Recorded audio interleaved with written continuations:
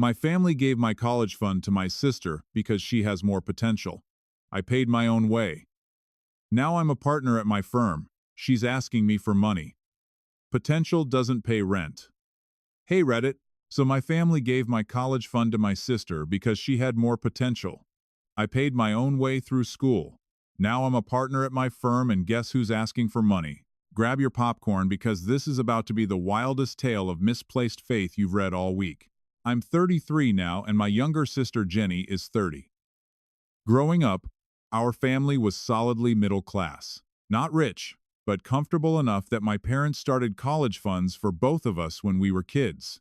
The plan was simple. They'd contribute what they could, and by the time we hit 18, we'd each have around $40,000 to help with college. Nothing crazy, but enough to make a real difference. From the time I was old enough to understand money, my parents drilled into me that I needed to be responsible with that fund. I heard lectures about your future and making smart choices constantly. I couldn't buy a new video game without getting a speech about financial responsibility. Meanwhile, Jenny got whatever she wanted whenever she wanted it, because apparently different rules applied to her. Let me paint you a picture of our childhood. I was the boring kid.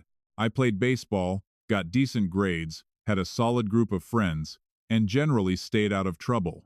I wasn't setting the world on fire, but I wasn't causing problems either, just your average kid trying to figure out life. My parents' reaction to basically everything I did was a half-hearted nod of approval. B+ on a test. That's nice, honey. Made the baseball team. Good job. It was like being acknowledged by a robot programmed to give minimum encouragement. Jenny, on the other hand, was special. She was in every advanced class, every honors program, every enrichment activity our school district offered. She played violin, participated in debate club, and had this whole gifted child thing going on. Don't get me wrong, she was genuinely smart. But the way my parents talked about her, you'd think she was destined to cure cancer and solve world hunger before her 25th birthday. Every dinner conversation revolved around Jenny's achievements. Jenny got first chair in the orchestra. Jenny's debate team won regionals. Jenny's teacher says she's the most talented student they've had in years. I could have walked in with a Nobel Prize and my parents would have been like, "That's great." But did you hear about Jenny's science fair project? The favoritism wasn't even subtle. For my 16th birthday, I got a $50 gift card to GameStop and a card that said "Happy Birthday" with my dad's signature. For Jenny's 16th, they threw her a surprise party, invited 40 people, rented out a restaurant, and got her a MacBook Pro. When I asked why my birthday was different, my mom said, "Well, Jenny's going places. We need to support her ambitions." You know what message that sends to a kid? That you're the backup plan, the safety child, the one they're just kind of tolerating until the star of the family does something incredible. Senior year of high school, I applied to a bunch of state schools. Nothing fancy, just decent public universities where I could study business and hopefully graduate without drowning in debt. I got into my first choice, a solid state university about 2 hours from home. I was pumped. My parents' reaction was, "Oh, that's good." And then they went back to discussing Jenny's National Merit Scholarship application. Jenny was a junior at the time, but she was already being recruited by prestigious schools. We're talking Ivy League interest, scholarship offers, the works. She had her pick of the litter. My parents were losing their minds with pride. They talked about it constantly. Our daughter might go to Princeton. Yale sent her a personal letter. It was like living with her fan club. I started college in the fall of 2009. The economy was still recovering from the 2008 crash, and my parents sat me down before I left for school. This conversation is burned into my brain because it changed everything. My dad cleared his throat in that way he does when he's about to deliver bad news. "Son, we need to talk about your college fund." I figured they were going to tell me the fund had taken a hit in the market crash. That would suck, but I'd understand. What I wasn't prepared for was what came next. "We've made a decision," my mom said, not quite making eye contact. "We're reallocating your college fund to Jenny's education."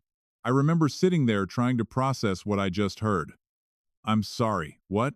My dad jumped in using his reasonable adult voice. "Jenny has been accepted to Columbia University. It's an incredible opportunity, but even with her scholarships, the costs are substantial. Your state school is much more affordable. and we think you'll be fine with student loans and part-time work.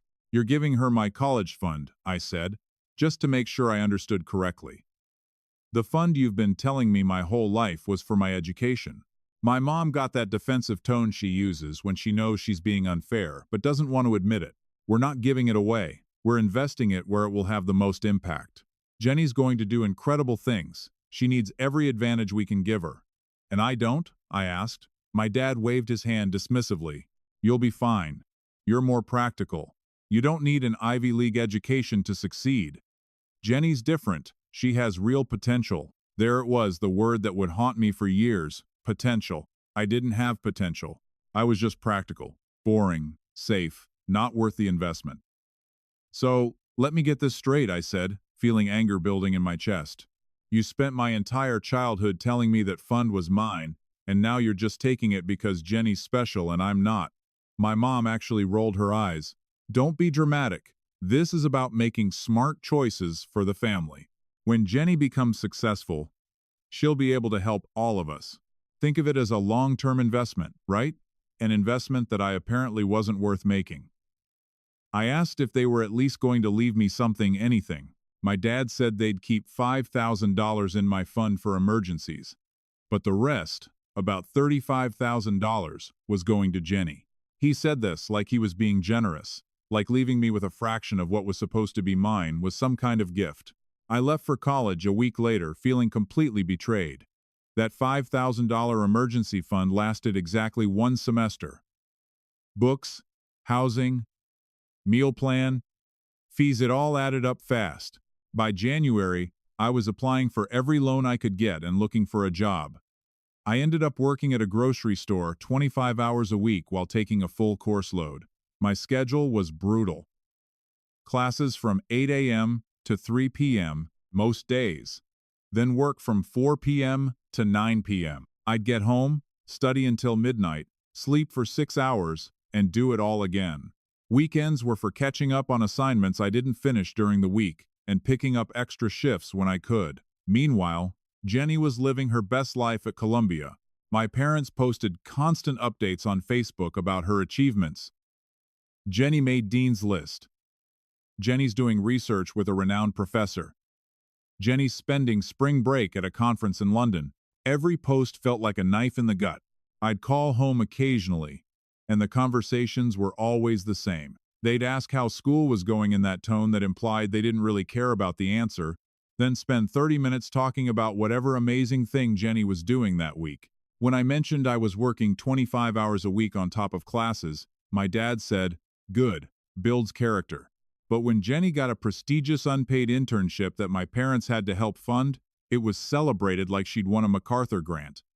The breaking point came during my sophomore year. I was drowning in student loan debt, working myself to exhaustion, and barely keeping my grades above a 3.0. I called home and asked if they could help me out just a little, maybe a couple $100 a month to ease the pressure. I wasn't even asking for much, just enough so I could cut back my work hours and focus more on school. My mom actually laughed. "Honey, we can't do that. We're already stretched thin helping Jenny with her expenses. Columbia is expensive, you know." "I know," I said. "That's why you gave her my college fund." She got quiet. Then she said, "We did what was best for the family. Jenny's going to make us all proud one day. You need to stop being bitter about this." I hung up. I didn't call home for 6 months after that. They didn't even notice. The final year of college was the hardest. I was taking 18 credits, working 30 hours a week, and applying for jobs while trying to maintain the GPA I needed to graduate.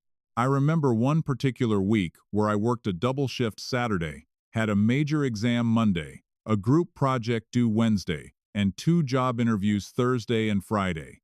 I got maybe 15 hours of sleep total that week. I was running on energy drinks in pure spite. During finals week of senior year, I got the stomach virus from hell, probably from one of the kids I worked with at the grocery store. I was so sick I could barely stand, but I had 3 finals and my shifts at work. I couldn't afford to miss work because I needed every dollar for graduation fees and moving expenses. I took my finals while fighting off waves of nausea and worked my shifts popping anti-nausea medication every 4 hours. I called my mom thinking maybe she'd offer some sympathy, or ask if I needed anything. She told me to drink water and get rest, then spent 20 minutes telling me about the amazing graduation party they were planning for Jenny. They had invited 100 people, rented a venue, hired a caterer. The whole thing was going to cost around $8,000. I was too sick and tired to even be angry. I graduated in 4 years with a degree in finance and about $80,000 in student loan debt. My graduation was on a Saturday at 10 a.m. I walked across that stage, got my diploma, and sat in the audience afterward with my roommate's family, because mine couldn't be bothered to show up. Why couldn't they come? Because they were all in New York celebrating Jenny's graduation from Columbia, which had been a week earlier. My graduation conflicted with the fancy brunch they'd planned for Jenny's graduation party aftermath. When I told them my graduation date months earlier, my mom had sighed and said, "Oh, honey, that's the same weekend as Jenny's celebration events. We can't possibly miss those, but we're very proud of you." They sent me a card. Inside was a $100 check and a note that said, "Congratulations on your achievement. Love, Mom and Dad." The card had a stock photo of a generic graduate on it. They'd probably grabbed it from the drugstore on their way to the airport to visit Jenny. Jenny graduated with honors, double major in political science and economics, and already had a job lined up at a prestigious nonprofit in Manhattan. My parents posted about 50 photos on Facebook from her graduation, and the following celebration shots of her in her cap and gown. Shots of the family at fancy restaurants. Shots of them touring New York together. I wasn't in any of them, obviously. I was 800 miles away, sitting in my dorm room packing boxes by myself. My parents couldn't stop talking about how proud they were of Jenny. My mom changed her Facebook profile picture to one of her and Jenny at graduation, both of them beaming. It stayed that way for 2 years. My dad's profile picture became one of Jenny giving her salutatorian speech. Meanwhile, I'm pretty sure I wasn't even mentioned on their social media except for one post my mom made that said, "Both our kids graduated college this month. So proud," with about 15 photos, 14 of Jenny, and one of my high school graduation picture from 4 years earlier.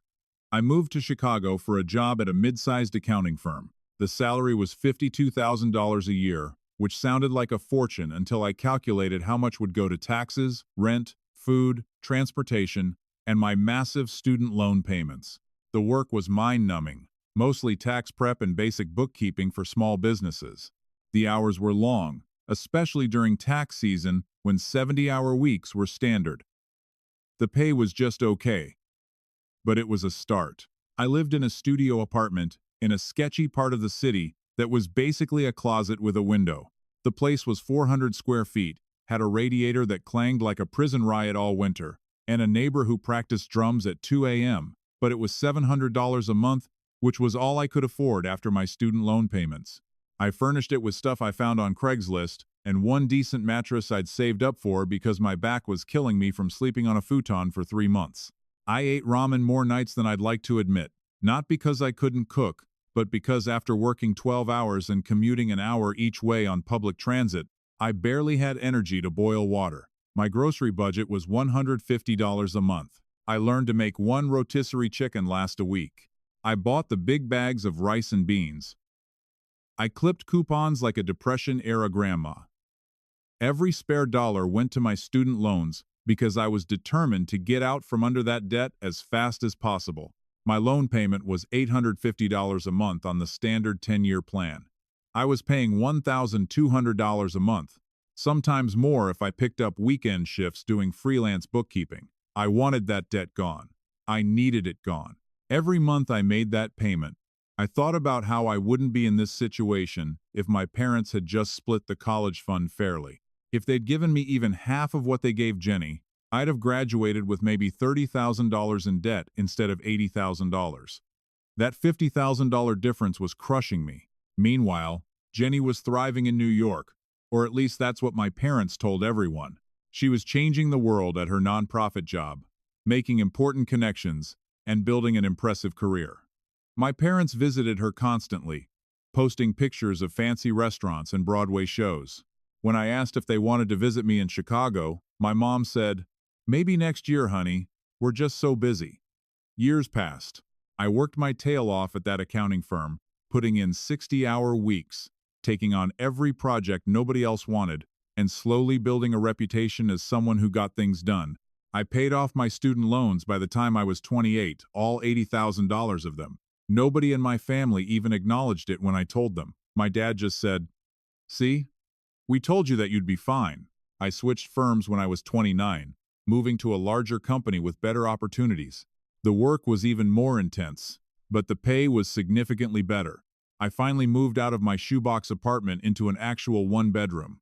I started saving money for the first time in my adult life. It felt incredible. At 31, I made senior accountant. At 32, I was promoted to manager. And at 33, just 2 months ago, I made partner. Partner at 33. I'm one of the youngest partners in my firm's history. The announcement came with a significant raise, profit sharing, and my name on the door, literal my name on the door partnership. I'd made it. I called my parents to tell them. I was genuinely excited despite everything. Part of me still wanted their approval, still wanted them to be proud of me. My mom answered the phone. "Hey Mom, I have some great news," I started. "Oh, that's nice, dear. Listen, we're actually about to head out. Can this wait? It'll just take a second. I made partner at my firm." Silence then. "Oh, that's nice. Good for you. That was it. That's nice. Good for you." Like I told her I'd tried a new coffee shop, not that I'd achieved something most people spend their entire careers working toward. "Mom, did you hear me? I made partner at 33. That's a pretty big deal." "Yes, I heard you. We're very happy for you. Listen, I really need to go. Jenny's going through something right now and needs us to be available for her." Of course, I'd learned a long time ago that my family's approval wasn't something I was ever going to get, but it still stung. A week later, I got a text from Jenny. Not congratulations on making partner, not even a "hey, heard your news." Just, "Can I call you? I need to talk to you about something important." I almost didn't respond. Jenny and I weren't close. We'd been civil over the years, but there was always this weird tension between us. She knew our parents favored her. I knew it. Everyone knew it. She never acknowledged it, never apologized for it, just accepted it as her due and moved on with her life. But curiosity got the better of me. So I texted back, "Sure." She called within 2 minutes. No pleasantries, just straight to the point. "I'm in a really bad financial situation," she said. "I need to ask you for money." I actually laughed. I couldn't help it. The irony was too perfect. "You need money from me?" "I know it's awkward," she continued, "but I didn't know who else to ask. Mom and Dad can't help, and you're the only person I know who's doing well financially." "What happened to your job?" I asked. "Last I heard, you were doing incredible things at that nonprofit." She sighed. "I left that job 3 years ago. It wasn't paying enough, and I had all this student debt from grad school." "Wait, grad school? I thought Mom and Dad paid for Columbia with my college fund." "They did," she said, "but I went back for my master's. They helped some, but I had to take out loans for most of it." "And the job you got after your master's?" Another sigh. "I've had a few jobs, none of them really worked out. The nonprofit sector doesn't pay well, and I've had some setbacks." I let the silence stretch out, waiting for her to elaborate. When she didn't, I asked what kind of setbacks. "I'd rather not get into it over the phone," she said. "The point is, I'm struggling right now. I have about $60,000 in credit card debt on top of my student loans, and I'm barely making minimum payments. I'm drowning, and I need help." $60,000 in credit card debt on top of student loans. I didn't even want to know what the student loan amount was. "What do you need from me?" I asked, though I already knew the answer. "I was hoping you could loan me some money, maybe $30,000, just to help me get back on my feet. I'll pay you back, I promise." $30,000. She wanted me to loan her $30,000, the same amount she got from my college fund that was supposed to be mine.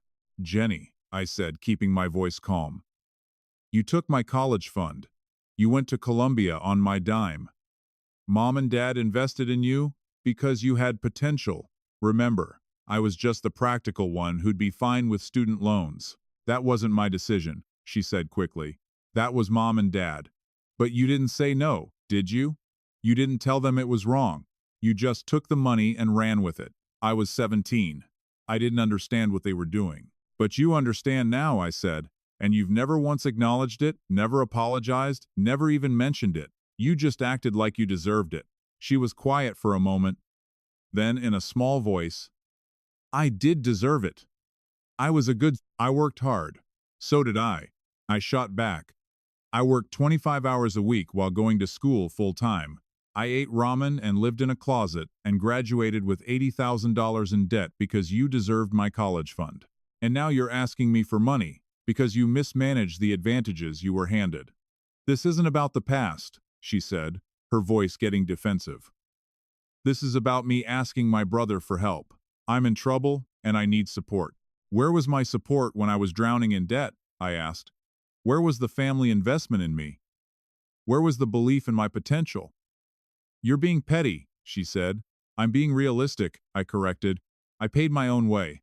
I worked my tail off to get where I am. Nobody handed me anything. And now you want me to bail you out of a situation you created." "I thought you'd understand," she said, and I could hear tears in her voice. "I thought you'd want to help family." "Family?"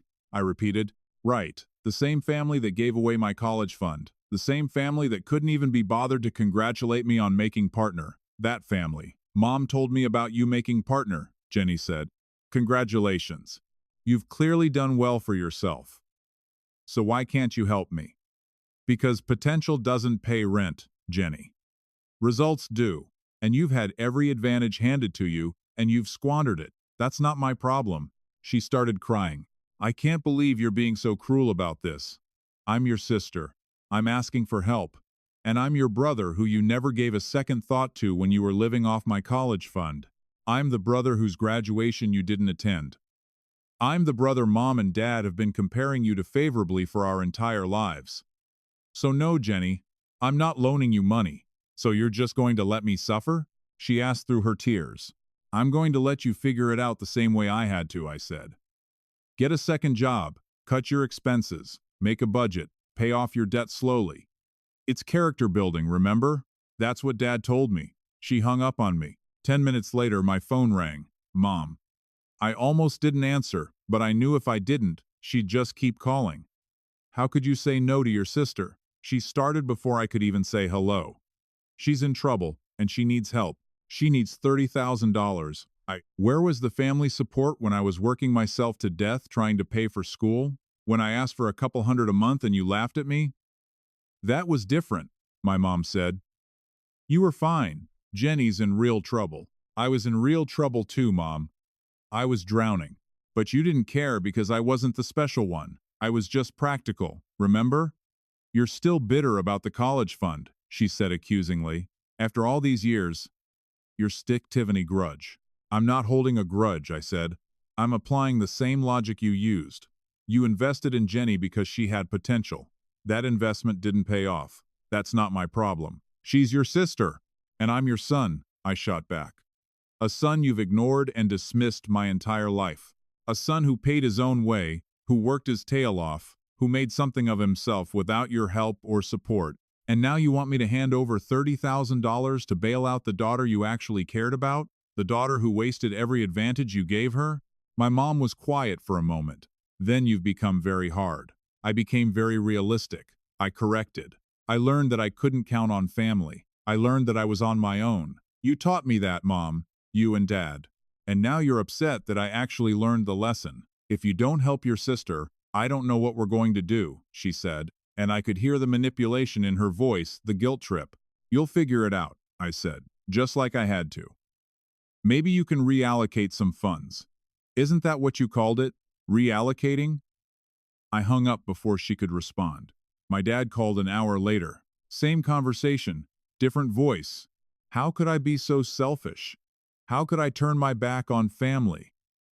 Didn't I understand that Jenny needed help? I gave him the same answers I gave my mom. He told me I was being vindictive and that I was punishing Jenny for decisions she didn't make. I told him she benefited from those decisions for years and never once objected. He called me ungrateful. I asked what exactly I should be grateful for. He hung up on me. Jenny sent me a long text that night. It was full of apologies, explanations, and justifications. She was sorry for how things had gone. She didn't realize how hard it had been for me. She understood I was hurt, but she was drowning and she needed help. And couldn't I see past our history to help her now? She promised she'd changed.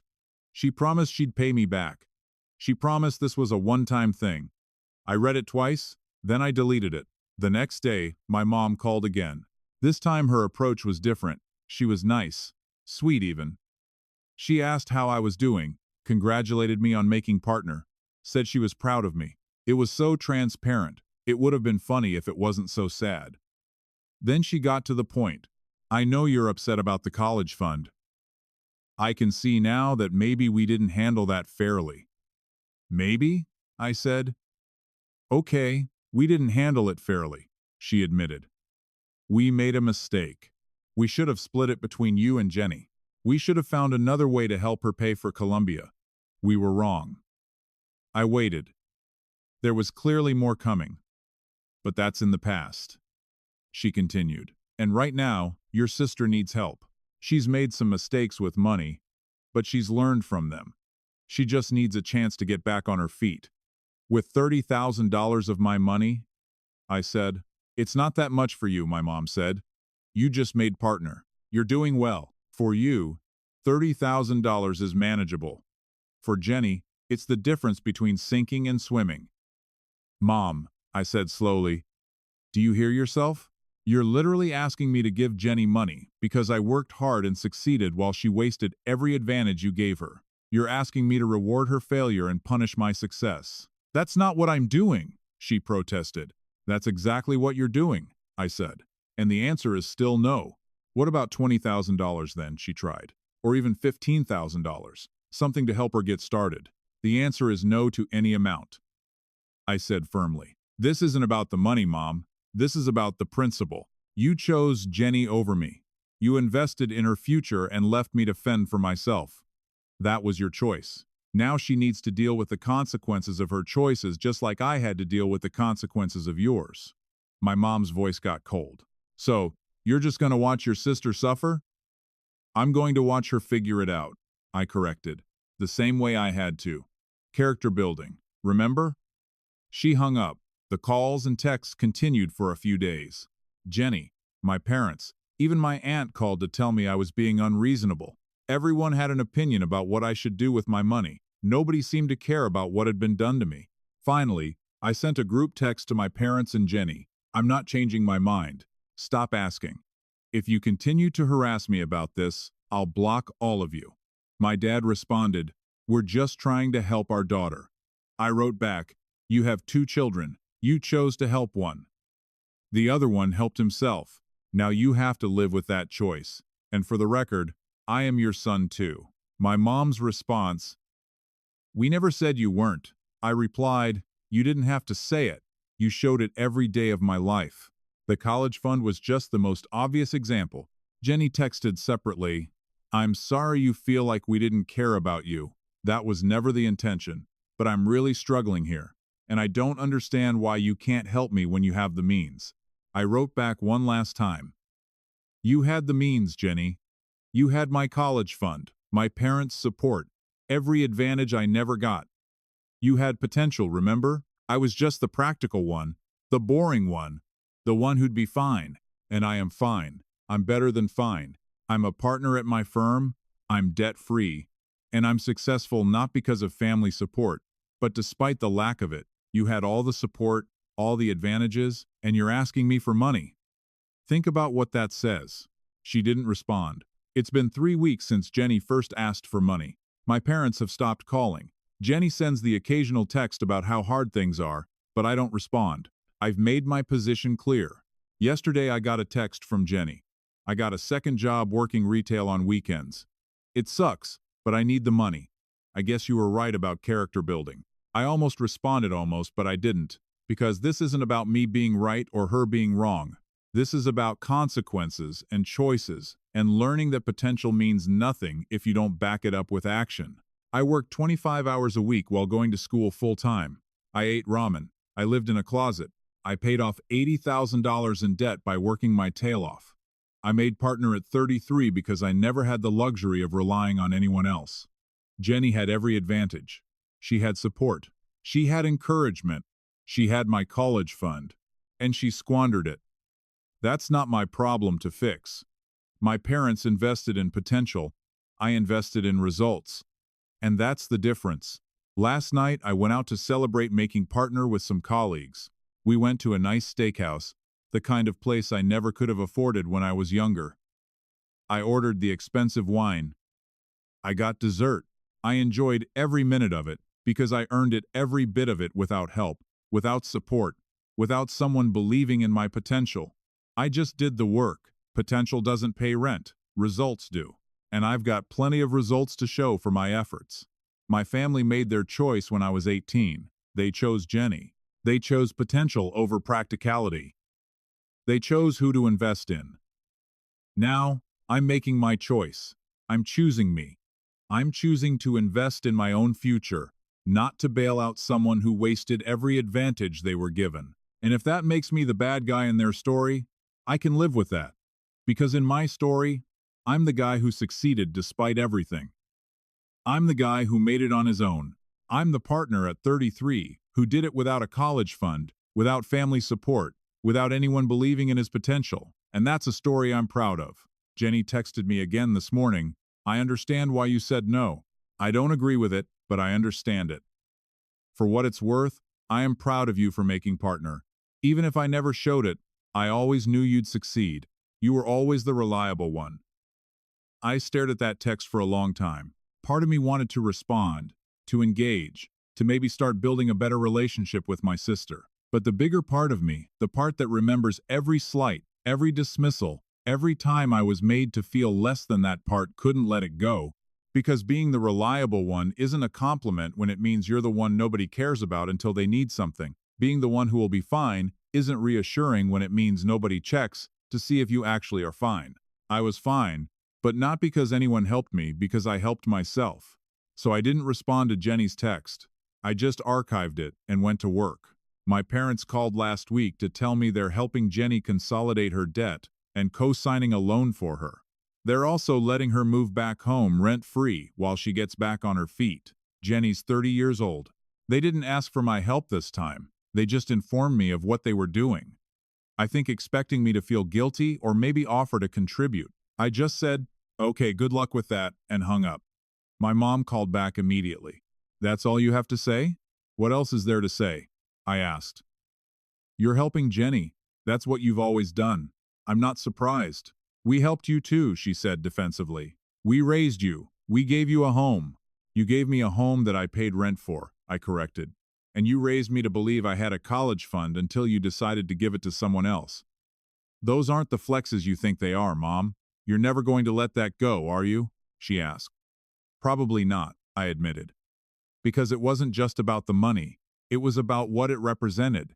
You chose Jenny over me. You decided she was worth investing in, and I wasn't. You told me in no uncertain terms that I was worth less than her. And now you're surprised that I don't want to play happy family."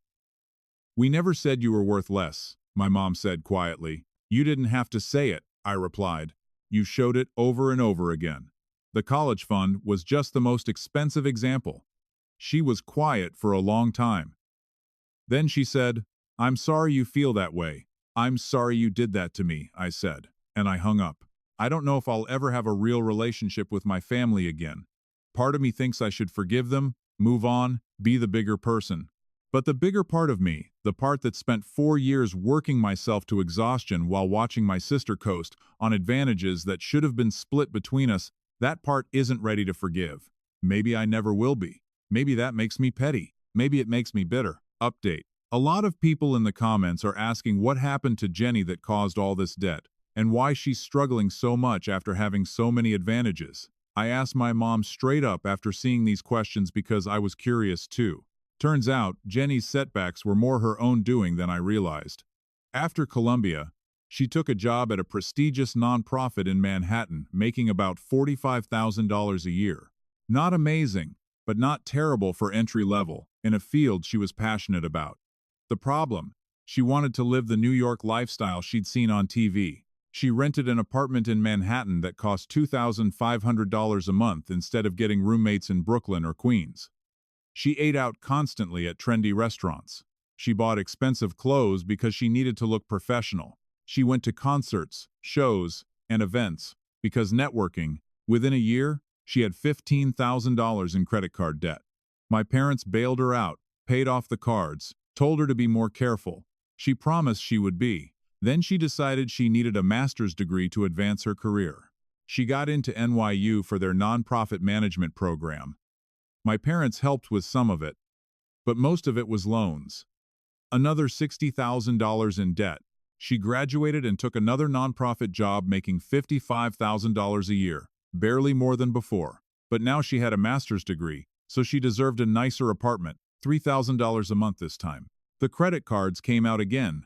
Shopping, restaurants, trips to visit friends in other cities. She was young and deserved to enjoy her life, according to my mom. My parents bailed her out again. Another $20,000 in credit card debt. They told her this was the last time. She promised she'd change. She didn't. She bounced between a few different nonprofit jobs, never staying anywhere longer than 18 months. Always had an excuse for why she left. The work wasn't fulfilling, her boss was difficult, the organization was poorly managed. Never her fault. The credit card debt kept growing. My parents stopped bailing her out. But they also didn't stop enabling her. They sent her money for groceries that probably went to her favorite wine bar. They loaned her money for rent that was never paid back. They funded her lifestyle while calling it support. 3 months ago, she quit her job without having another one lined up because she was burnt out. She's been applying to positions, but keeps getting rejected, probably because she's been job hopping for years, and her resume looks like someone who can't commit to anything. Now she's $60,000 in credit card debt, has about $85,000 in student loans, no job, and is living off of unemployment and her part-time retail gig, while my parents co-sign loans to consolidate her debt. This is the potential they invested in. This is the person they chose over me. And people wonder why I won't help. Guys, we are so close to hit 100,000 subscribers on this channel. If you are not subscribed to the channel, please consider subscribing. It really helps hit that 100,000 mark. Thanks for making this dream come true.